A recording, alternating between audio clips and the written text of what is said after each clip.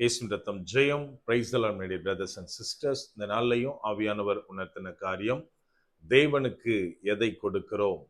ஆவியானவர் உணர்த்தின வசனம் மத்தேயு எழுதின சுவிசேஷம் அதிகாரம் 2 வசனம் 11. அவர்கள் அந்த வீட்டுக்குள் பிரவேசித்து பிள்ளையையும் அதன் தாயாகிய மரியாளையும் கண்டு சாஷ்டாங்கமாய் விழுந்து அதை பணிந்து கொண்டு தங்கள் பொக்கிஷங்களை திறந்து பொன்னையும் தூப வர்க்கத்தையும் வெள்ளை போலத்தையும் அதற்கு காணிக்கையாக வைத்தார்கள். And when they were come into the house, they saw the young child with Mary his mother, and fell down and worshipped him. And when they had opened their treasures, they presented unto him gifts, gold and frankincense and myrrh. Matthew chapter 2 verse 11.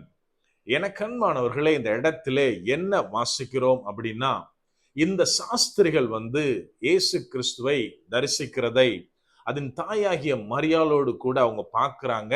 இயேசு கிறிஸ்துக்கு முன்பாக விழுந்து அவரை வணங்கினார்கள். தங்கள் கொண்டு வந்திருந்த பொக்கிஷங்களை திறந்து பொன்னையும் தூப வர்க்கத்தையும் வெள்ளை போலத்தையும் காணிக்கையாக கொடுத்தார்கள் அப்படின்னு இந்த இடத்துல நம்ம வாசிக்கிறோம். நாம் இந்த நாட்களில் தேவனுக்காய் எதை கொடுக்கிறோம்? நம்ம கொஞ்சம் யோசித்து பார்க்கணும். அதாவது இப்போ நியூ இயர் செலிப்ரேஷன்ல அடுத்த நாள்ல இருக்கோம். ஸோ எல்லாருமே நேத்து நிறைய கிஃப்ட் வாங்கியிருப்போம், நிறைய பேருக்கு கிஃப்ட் பண்ணியிருப்போம். கொஞ்ச நாளைக்கு முன்னாடி, கொஞ்சம் வருஷத்துக்கு முன்னாடி நான் ஆஃபீஸ்ல இருந்து ஒருத்தருக்கு வெட்டிங்க்கு கிஃப்ட் வாங்க போயிருந்தோம். நானும் இன்னும் 2-3 பேரும் சேர்ந்து போயிருந்தோம். நாங்க எல்லாமே போன உடனே ஏதாவது சம் டின்னர் செட் அந்த மாதிரி ஈஸியா எடுத்துட்டு டைம் வேஸ்ட் பண்ணாம போயிடலாம் அப்படின்னு சொல்றப்போ, ஒரே ஒரு பையன் மட்டும் உட்கார்ந்து நிறைய விஷயம் பார்த்துட்டு இருந்தான், தேடுறான் அவன் ஏதோ. நாங்க டேய், ஒரு மேரேஜ் தானே, ஒரு டின்னர் செட் அந்த மாதிரி ஏதாவது வாங்கிட்டு போயிட்டே இருக்கணும், எதுக்கு இவ்வளவு நேரம் வேஸ்ட் பண்றேன்னு கேட்டதுக்கு அவன் சொன்ன காரியம், அந்த ஃபங்க்ஷனை பேஸ் பண்ணி நம்ம கிஃப்ட் கிடையாது, நம்மளுக்கும் அந்த பர்சனுக்கு உள்ள ரிலேஷன்ஷிப்பை பேஸ் பண்ணி தான் நம்ம கொடுக்குற கிஃப்ட் அப்படின்னு அவன் அன்னைக்கு சொன்னது எனக்கு உண்மையிலே ரொம்ப ஒரு வித்தியாசமா இருந்தது. நாம் இந்த நாட்களில் நம்முடைய கிஃப்ட் நம்ம கொடுக்குறோமோ வாங்குறோமோ, நம்ம ரிலேஷன்ஷிப்பை பேஸ் பண்ணி அதை ரெஃப்ளெக்ட் பண்ணுதா, அதுல உள்ள ஸ்ட்ரென்த்தை, அதுல உள்ள லவ்வை ரெஃப்ளெக்ட் பண்ற மாதிரி இருக்கா? நம்ம கொஞ்சம் யோசிக்கணும். இந்த இடத்துல ஞானிகள் வர்றாங்க, கிறிஸ்துவை அதன் தாயோட கூட பார்க்கறாங்க, கிறிஸ்துவை வணங்கி தாங்கள் கொண்டு வந்த காணிக்கைகளை வைக்கிறாங்க அப்படின்னு நம்ம பார்க்கிறோம். இன்னைக்கு நிறைய பேர் என்ன நினைச்சிட்டு இருக்காங்க, நம்ம சின்ன வயசுல இருந்து என்ன படிப்போம் அப்படின்னா, 3 சாஸ்திரிகள், 3 அரசர்கள், 3 ஞானிகள் அப்படின்னு ஏதோ 3 பேர் அங்க வந்த மாதிரி நம்ம அநேகர் நினைப்போம். இன்னும் நிறைய பேர் எப்படின்னா, அந்த 3 ஞானிகளுக்கும் ஐ திங்க் வெஸ்டர்ன் கிறிஸ்டியானிட்டியில இருந்து இந்த நேம்ஸ் வந்ததுன்னு நினைக்கிறேன். அந்த 3 ஞானிகளுக்கும் அவங்க பேர் வேற கரெக்டா சொல்லி இந்தந்த பர்சன் இதை கொடுத்தாங்க அப்படின்னு முதற்கொண்டு நம்ம கேள்விப்பட்டு இருப்போம். ஆனால் வேதத்துல எங்கேயும் 3 ஞானிகள் அப்படின்னு குறிப்பிடப்படவில்லை. ஞானிகள் அதாவது ப்ளூரலா குறிப்பிட்டிருக்கிறதுனால ஒருவேளை 2 பேர் இந்த 3 கிஃப்டை எடுத்துட்டு வந்திருக்கலாம், அல்லது ஒரு குரூப் ஆஃப் பீப்புள் இந்த கிஃப்ட்ஸ் 3ஐயும் எடுத்துட்டு இயேசு கிறிஸ்துவுக்கு காணிக்கையா வைத்திருக்கலாம். இங்க வைக்கப்படுகிற காணிக்கைகள் அவங்க கிழக்குல இருந்து வர்றாங்க, தங்களுடைய நாட்டுல உள்ள பெஸ்ட் திங்க கொண்டு இயேசு கிறிஸ்துவுக்கு முன்பாக வைக்கிறார்கள். அதுவும் சும்மா கிடையாது, அதுவும் கிறிஸ்துவனுடைய 3 தன்மைகளை இந்த 3 பொருட்களும் கிஃப்டும் நமக்கு ரெப்ரசன்ட் பண்ணுது. முதலாவது பொன் அவர் ராஜாதி ராஜா, அவருடைய ராஜரீக தன்மையை நமக்கு எடுத்து காட்டுகிறது. 2வது தூப வர்க்கம், இது கிறிஸ்துவனுடைய தெய்வீக தன்மையை, ஆசாரியத்துவத்தை நமக்கு குறிப்பிடுகிறது. 3வது வெள்ளை போலம், அது கிறிஸ்துவின் பாடு, மரணம், இன்னும் உயிர்த்தெழுதல், இது சம்பந்தமான காரியங்களை நமக்கு எடுத்து காட்டுகிறது.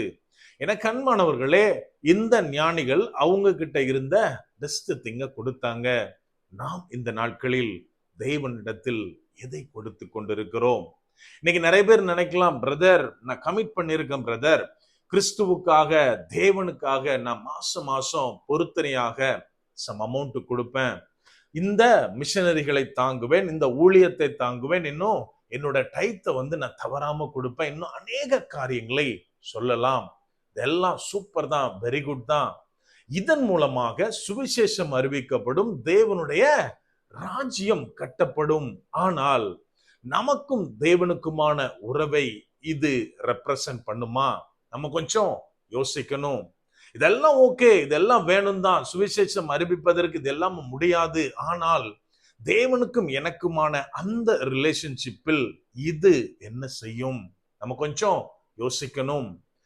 சங்கீதம் 51 நம்ம கிளியரா பார்க்கிறோம், தேவனுக்கு ஏற்கும் பலிகள் அது நொறுங்குண்ட ஆவிதான், மற்ற பலிகளில் தேவன் விருப்பப்படுகிறதில்லை அப்படின்னு நம்ம வாசிக்கிறோம். அப்படியானால் தேவன் என்னிடத்திலிருந்து எதை எதிர்பார்க்கிறார்?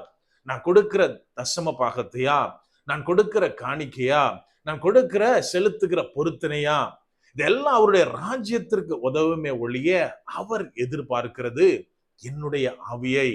இயேசு கிறிஸ்து அதனால தான் சொல்றாரு, நான் வந்தது 99 தொலையாத ஆடுகளுக்காய், 99 நல்ல நீதிமான்களுக்காய் கிடையாது, மாறாக தொலைந்து போன ஒரு ஆட்டிற்காய், பாவம் செய்து தன்னுடைய பிள்ளைத்துவத்தை இழந்து போன, தன்னுடைய கர்த்தரை தேடாமல் வாழ்ந்து கொண்டிருக்கிற ஒரு பிள்ளைக்காய் இயேசு கிறிஸ்து வந்தார். ஆகவே எனக்கு அன்பானவர்களே, நாம் என்ன செய்யணும் அப்படின்னா, தேவனிடத்தில் ஜீவ பலியாக நம்மை ஒப்பு கொடுக்க வேண்டும். நம்ம எப்போ நமது இருதயத்தை தேவனுக்கு பலி செலுத்துகிறோமோ, காணிக்கையாய் கொடுக்கிறோமோ, அப்போதுதான் சொல்ல முடியும், தேவனுக்கு நான் பெஸ்ட் திங்க கொடுத்து விட்டேன் என்று. அப்படியே கண்களை மூடுவோமா? அன்பான ஆண்டவரே, இந்த நேரத்திலே அப்பா உம்மை நோக்கி பார்க்கிறோம். ஆவியானவர், நீர் எங்களோட இருக்கிறீர், அதற்காய் நன்றி செலுத்துகிறோம். அப்பா, நீர் எங்களை ஆசீர்வதித்திருக்கிறீர் தகப்பனே. அந்த ஆசீர்வாதத்திலிருந்து நாங்க அநேக காரியங்களை உமக்கு செலுத்துறோம், செலுத்த பிரயாசப்படுறோம். இதெல்லாம் உமக்கு தெரியும். ஆனாலும் தகப்பனே, நாங்கள் ஒவ்வொருவரும் எங்களை ஜீவ பலியாக ஒப்பு கொடுக்க ஆவியானவரே நீர் எங்களுக்கு உதவி செய்யுங்க. அப்பா, அந்த இளைய குமாரன் திரும்பி வருவதை அவளோடு எதிர்பார்த்திருந்த தகப்பனை போல நீர் எங்கள் ஒவ்வொருவருக்காகவும் இந்த நாட்கள்ல எதிர்பார்த்து காத்திருக்கிறீர் தகப்பனே. நாங்கள் ஒவ்வொருவரும் உம்மிடத்தில் திரும்பி வர எங்களை முற்றிலுமாய் ஒப்பு கொடுக்க ஆவியானவரே நீர் எங்களுக்கு உதவி செய்யுங்க. முற்றிலுமா எங்களை தாழ்த்தி ஒப்பு கொடுக்கிறோம். பலப்படுத்தி ஆசீர்வதிங்க. மீட்பர் இயேசுவின் மூலம் ஜெபிக்கிறோம். ஜெபம் கேளும் எங்கள் நல்ல பிதாவே. ஆமென். God bless.